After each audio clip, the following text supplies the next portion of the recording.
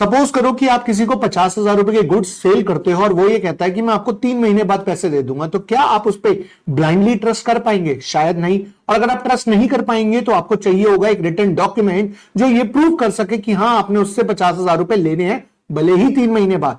अब जो ये रिटन डॉक्यूमेंट है ना, ये और कुछ नहीं है, यही है बिल्स ऑफ एक्सचेंज। जी हां दोस्तों, आज के इस वीडियो में हम समझने वाले हैं कि बिल्स ऑफ एक्सचेंज क्या होता है, बिल्स ऑफ एक्सचेंज का अकाउंटिंग ट्रीटमेंट कैसे करते हैं, और बिल्स ऑफ एक्सचेंज के अंदर हमें क्या क्या बातों का ध्यान रखना पड़ता है। तो विदाउट वेस्टिंग टाइम शुरुआत करते हैं आज का video. So basically bills of exchange क्या हो गया? बिल्स ऑफ एक्सचेंज एक नेगोशिएबल इंस्ट्रूमेंट हो गया जहां पर एक पार्टी को डायरेक्शन दी जाती है कि वो पार्टी दूसरी पार्टी को पैसा पे करेगी after a certain period of time. यानी कि सिंपल सी एक बात है, आपने किसी को 50,000 की सेल करी तो आपने एक बिल्स ऑफ एक्सचेंज यानी कि एक रिटन डॉक्यूमेंट बनाया और उसने उस रिटन डॉक्यूमेंट को एक्सेप्ट कर लिया। अब वो जो एक रिटन डॉक्यूमेंट है ये एक ऑर्डर दे रहा है, डायरेक्शन दे रहा है। किसको डायरेक्शन दे रहा है? उस सेकेंड पार्टी को कि वो पैसा पे करेगी। कितना पैसा? जो उसके अंदर लिखा होगा उतना पैसा after a certain period of time. Let's say हमने एग्जांपल लिया था 3 महीने का, तो 3 महीने के बाद वो पैसा पे करेंगे। किसको? टू आपको या फिर बियरर को। अब यहां पर हमें समझना है कि बियरर कौन होता है। तो सबसे पहली बात करते हैं, आप कौन है? आप है ड्रॉर। ड्रॉर वो होता है जो बेसिकली बिल बनाता है, जिसने गुड्स सेल करे हैं, जिसने पैसे लेने हैं। दूसरा होता है ड्रॉई, जिसके नाम पर आपने बिल बनाया और वो उस बिल को एक्सेप्ट करेगा, तो वो बन जाएगा ड्रॉई। अब आपके पास जो है ना वो 4 ऑप्शन होते हैं, यानी कि आप ड्रॉर हो, आपके पास 4 ऑप्शन है। पहला, आप बिल को अपने पास रख सकते हो। दूसरा, आप बिल को किसी और को दे सकते हो। लेट्स से आपने किसी के पैसे देने थे तो आपने उसे बिल दे दिया और आपने कहा जा यार तू ले लियो पैसे। तीसरा, आपको पैसे की जरूरत इमीडिएटली थी लेकिन वो बंदा कह रहा था वो 3 महीने बाद पैसे देगा, तो आप बैंक के पास जाकर उस बिल को अर्ली पेमेंट ले सकते हो, यानी कि बैंक से उस बिल को डिस्काउंट करवा सकते हो। और चौथा, अगर आप बहुत अमीर हो और आपके पास टाइम नहीं है बिल के पैसे कलेक्ट करने का, तो आप किसी कलेक्शन एजेंसी को हायर करके, जो बैंक की होती है, आप बैंक को वो बिल दे सकते हो और बैंक आपके बिहाफ पे उस बिल को कलेक्ट करके आपको पैसे दे देगा। लेकिन आज नहीं, आज से 3 महीने बाद। डिस्काउंटिंग के केस में बैंक आज पैसा देता है, लेकिन कलेक्शन के केस में बैंक तभी पैसा देता है जब मैच्योरिटी होती है। तो पहला वर्ड ड्रॉर, यानी कि जिसने बिल बनाया। दूसरा वर्ड ड्रॉई, जिसके नाम पर बिल बना। तीसरा वर्ड होता है पे। पे वो होता है जिसको फाइनली पेमेंट मिलती है। लेट्स से अगर आपने बिल अपने पास रखा था तो आप पे ही हो। अगर आपने बिल इंडोर्स कर दिया था तो जिसको आपने इंडोर्स किया था वो पे ही है। अगर आपने बैंक से बिल डिस्काउंट करवाया था तो इस बार बैंक पे ही है। अगर कलेक्शन एजेंसी है तो कलेक्शन एजेंसी पे ही बन जाएगी, वो आपको पैसे दे देगी बाद में, राइट। तो बेसिकली अगर देखा जाए तो बिल्स ऑफ एक्सचेंज और कुछ नहीं है, क्रेडिट ट्रांजैक्शन को पूरा करने के लिए बिल्स ऑफ एक्सचेंज बनाया जाता है, जो कि एक नेगोशिएबल इंस्ट्रूमेंट है। अपने लॉ में नेगोशिएबल इंस्ट्रूमेंट एक्ट में भी पढ़ा होगा कि बिल्स ऑफ एक्सचेंज एक नेगोशिएबल इंस्ट्रूमेंट है, यानी कि एक फाइनेंशियल इंस्ट्रूमेंट है, राइट। अब यहां पर आपको यह समझना है कि बिल की होती है ड्यू डेट और maturity date. Now what is the difference between due date and maturity date? अगर आपका बिल आज से शुरू हुआ है और वो बिल 3 महीने का है, अब अगर आज से बिल शुरू हुआ और वो बिल 3 महीने का है तो आज में 3 महीने ऐड कर दिए जाएंगे। लेट्स से आज 5 जनवरी है, तो 5 जनवरी में 3 महीने अगर ऐड किए जाए तो 5 फरवरी, 5 मार्च, 5 अप्रैल। अब डेट आ गई 5 अप्रैल। ये 5 अप्रैल आपका बिल ड्यू हो जाएगा। बिल ड्यू हुआ बट पेमेंट ड्यू नहीं हुई। इसका मतलब क्या हुआ? बिल ड्यू होने का मतलब यह है कि अब आप पैसे मांग सकते हैं, बट नेगोशिएबल इंस्ट्रूमेंट एक्ट कहता है कि आपको 3 दिन का ग्रेस पीरियड देना पड़ेगा। अब ये 3 दिन ही क्यों माने गए थे? बेसिकली 3 दिन इसलिए माने गए कि सैटरडे संडे मान लो अगर 2 दिन का पब्लिक हॉलीडे है या 2 दिन का बैंक हॉलीडे है तो वो बंदा पैसे कैसे अरेंज करेगा? तो इसीलिए साथ में 3 दिन का ग्रेस पीरियड दिया गया। तो 3 दिन के अंदर अंदर वो पैसा अरेंज करेगा और 3 दिन में वो पैसा अरेंज करके आपको दे देगा। तो इसका मतलब ये हो गया, अगर 5 जनवरी को बिल बना और उसमें अगर मैं 3 महीने ऐड कर देता हूं तो 5 जनवरी में 3 महीने ऐड करेंगे तो 5 फरवरी, 5 मार्च, 5 अप्रैल, और 5 अप्रैल में 3 दिन और ऐड कर देंगे तो 8 अप्रैल। तो 5 अप्रैल हो गई बिल की ड्यू डेट और 8 अप्रैल हो गई बिल की मैच्योरिटी डेट। और ये जो मैच्योरिटी डेट है ना, यही पेमेंट की ड्यू डेट होती है, यानी इस दिन तक आपको पेमेंट करनी पड़ेगी। ओके, अब अगर मैच्योरिटी डेट, अगर लेट्स से मैच्योरिटी डेट जो है वो एक पब्लिक हॉलीडे हो जाती है तो क्या होगा?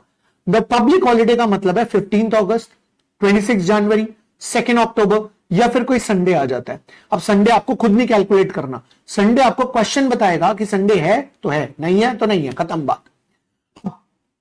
अगर 15 अगस्त है या फिर 26 जनवरी है या 2 अक्टूबर है या संडे है, कोई भी पब्लिक हॉलीडे है, तो पब्लिक हॉलीडे के केस में हमेशा -1 डे हो जाता है।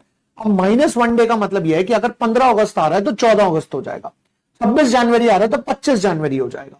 अब सर अगर मान लो 15 अगस्त मंडे है, 14 अगस्त संडे है, तो क्या होगा, तो -1 डे एक और हो जाएगा, यानी एक और दिन माइनस कर दिया जाएगा। सर मान लो वो सैटरडे भी छुट्टी है, वो भी पब्लिक हॉलीडे है, तो क्या होगा, तो इन दैट केस उसमें +3 डेज कर दिया जाएगा। मतलब क्या हुआ, लेट्स से एक बिल की मैच्योरिटी डेट आ रही थी 15 अगस्त को, अब 15 अगस्त मंडे है और उस दिन छुट्टी है, तो पब्लिक हॉलीडे होने की वजह से वो हो जाएगी 14 अगस्त। अब 14 अगस्त संडे है, वो भी पब्लिक हॉलीडे है, तो उससे एक दिन पहले आ जाएगा 13 अगस्त। अब मान लो 13 अगस्त भी पब्लिक हॉलीडे है, तो वो ये कहता है कि 12 अगस्त नहीं होना चाहिए। इन दैट केस आप 13 में 3 दिन ऐड कर दो, 16 अगस्त हो जाएगा। अब माइंड में सवाल तो जरूर आएगा, अगर 16 अगस्त भी छुट्टी है तो भाई उसके बाद फिर नेक्स्ट जो भी वर्किंग डे आएगा that will be your maturity date of the bill. और इमरजेंसी हॉलीडे क्योंकि हमें पहले से नहीं पता होती है, तो इमरजेंसी हॉलीडे में हमेशा +1 किया जाता है। इसका मतलब next working day will be your maturity date of the bill. अब अगर हम इसकी अकाउंटिंग एंट्री पे आए तो हमने यहां पे 2 लोगों की बुक्स में अकाउंटिंग एंट्री सीखनी है, एक ड्रॉर और दूसरा ड्रॉई।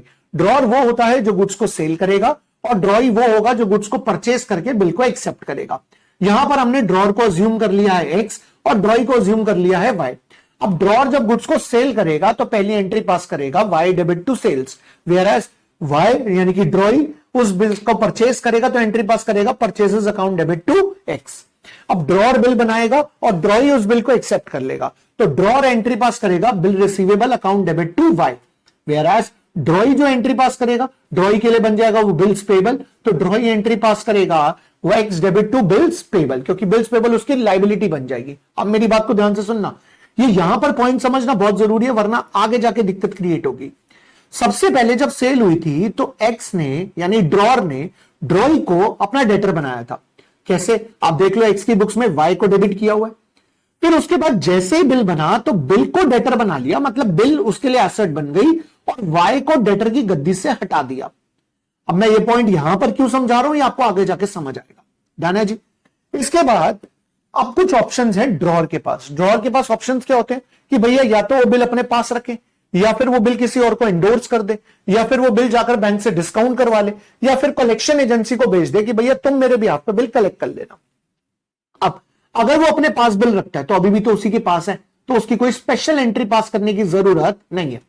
लेकिन अगर वो जाकर बिल बैंक से डिस्काउंट करवा लेता है तो इन दैट केस बैंक पैसा देगा पर पूरा नहीं देगा।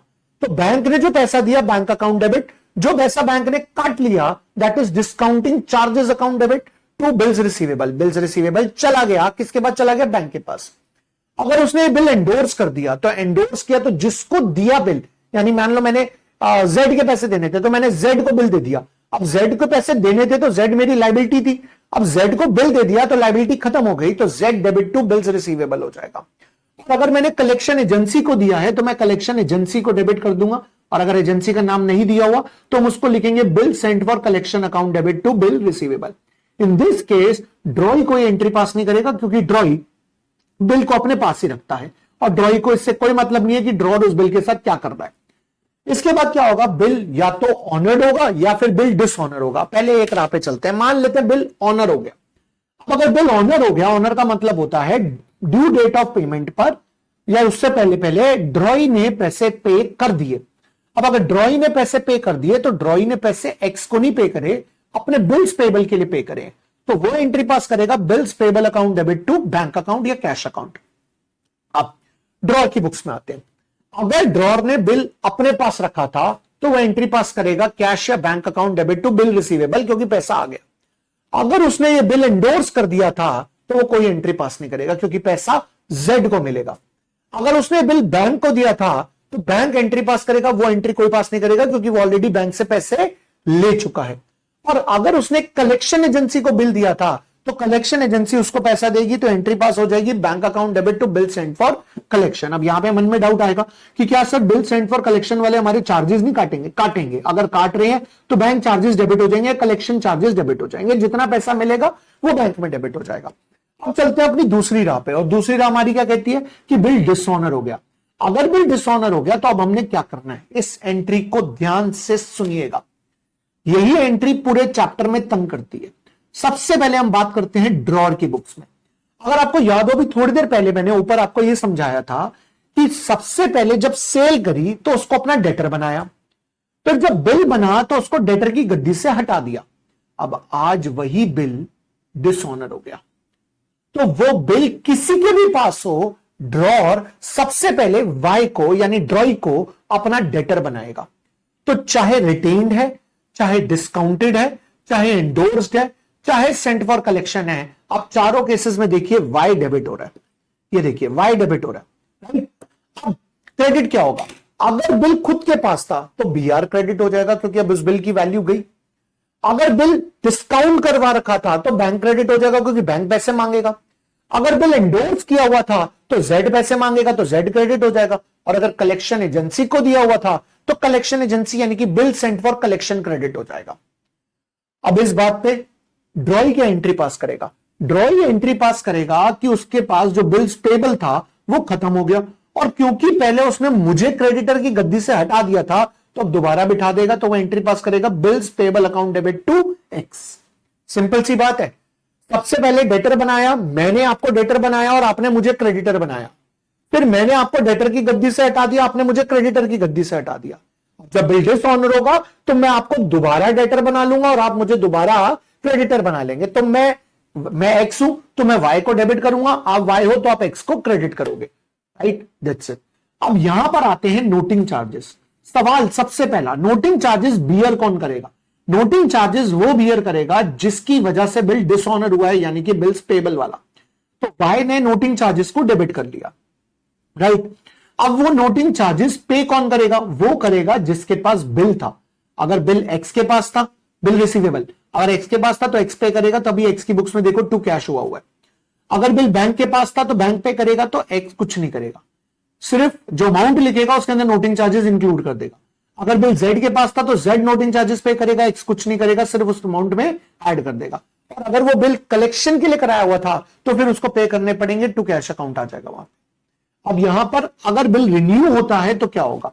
रिन्यू मतलब सामने वाला बंदा आया, रिक्वेस्ट करता है भाई साहब जी प्लीज ये वाला बिल कैंसिल करके नया बना दो, तो इन दैट केस आपको क्या करना है? सबसे पहले आपको बिल को डिसऑनर करना है और उसके बाद बिल रिन्यू होगा। इसका मतलब पहले बिल डिसऑनर हो जाएगा फिर बिल रिन्यू होगा, लेकिन रिन्यू से पहले ये देख लेना कहीं कोई इंटरेस्ट तो नहीं है, और अगर इंटरेस्ट है तो पहले इंटरेस्ट ड्यू की एंट्री पास करनी पड़ेगी। मतलब अब ड्रॉर को इंटरेस्ट मिल रहा है, किससे मिल रहा है? वाई से, तो वाई डेबिट टू इंटरेस्ट, और उसको इंटरेस्ट पे करना पड़ रहा है, तो वो क्या एंट्री पास करेगा? Interest account debit to X. इसके बाद अगर वो इंसॉल्वेंट हो जाता है, इंसॉल्वेंट मतलब उसने पैसे देने थे, उसके नाम पे एक बिल था पर वो बिल डिसऑनर हो गया क्योंकि वो इंसॉल्वेंट हो गया। अब पहली एंट्री हम पास करेंगे डिसऑनर की, और डिसऑनर के बाद हम इंसॉल्वेंसी एंट्री पास करेंगे। इंसॉल्वेंसी की एंट्री बहुत सिंपल है, bank account debit, bad debts account debit to जिससे पैसे लेने थे वाई, और वो करेगा X account debit to bank to deficiency. एक और एंट्री होती है रिटायरमेंट की। रिटायरमेंट ऑफ अ बिल का मतलब होता है टाइम से पहले पैसा आ जाना। अगर टाइम से पहले पैसा आ जाता है तो फिर जो ड्रॉर है वो उसको रिबेट देता है, तो रिबेट का एंट्री हो जाएगी bank account debit, rebate allowed account debit, एक तरह से डिस्काउंट दिया टू बिल्स रिसीवेबल, और उसको रिबेट मिला तो वो एंट्री पास करेगा bills payable account debit to bank account to rebate received account. अब इस चैप्टर में जो सबसे इंपॉर्टेंट और सबसे दिक्कत क्रिएट करता है वो है अकोमोडेशन बिल। अकोमोडेशन बिल क्या होता है? अकोमोडेशन बिल होता है एक basically non trade bill. Non trade bill का मतलब ये होगा कि हाँ, आपके और मेरे बीच में कोई ट्रांजेक्शन नहीं हुई, पर हमने एक बिल बना दिया, और वो बिल जो है वो बेसिकली फाइनेंशियल असिस्टेंस यानी कि हेल्प करने के लिए बनाया गया। आपकी मैंने हेल्प करनी थी, मैंने बिल बना दिया। अब इन दिस केस क्या होगा? मैं बिल बना रहा हूं तो मेरे लिए बिल रिसीवेबल, आपके लिए बिल्स पेबल, ठीक है जी। या लेट्स से आप बिल बना रहे हो तो आपके लिए बिल रिसीवेबल, मेरे लिए बिल्स पेबल। आप जाके इसे बैंक से डिस्काउंट करवा लोगे तो bank account debit, discounting charges debit to bill receivable, फिर उसके बाद आपको पैसा मिल गया। अब आप 3 महीने बाद आपका बैंक पैसे लेने मुझसे आएगा, तो मैं पहले आपसे पैसे लूंगा और फिर वो पैसा मैं बैंक को दूंगा, राइट। तो इसमें आपको एक बात समझनी है कि जो बिल्स पेबल की पेमेंट करेगा ना, वो अपनी जेब से नहीं करेगा, वो पहले उससे पैसा लेगा जिसने पैसे को यूज किया था। अब इसके अंदर आपने जो एक सबसे इंपॉर्टेंट केस पढ़ा था, एंट्री करने में दिक्कत नहीं आएगी, दिक्कत आती है उसकी टाइमिंग में, मतलब कौन सी एंट्री कब पास करनी है। तो ध्यान से सुनिएगा, आपने जो इसमें सबसे इंपॉर्टेंट केस पढ़ा था वो ये था, मैंने आपके नाम पे बिल बनाया, तो मैंने एंट्री पास कर दी, bill receivable account debit to Y, और आपने कर दी X debit to bills payable. इसके बाद मैंने बिल जाकर बैंक से डिस्काउंट करवा लिया, मैंने एंट्री पास कर दी bank account debit discounting charges debit to X, आप कोई एंट्री पास नहीं करोगे, टू बिल रिसीवेबल सॉरी।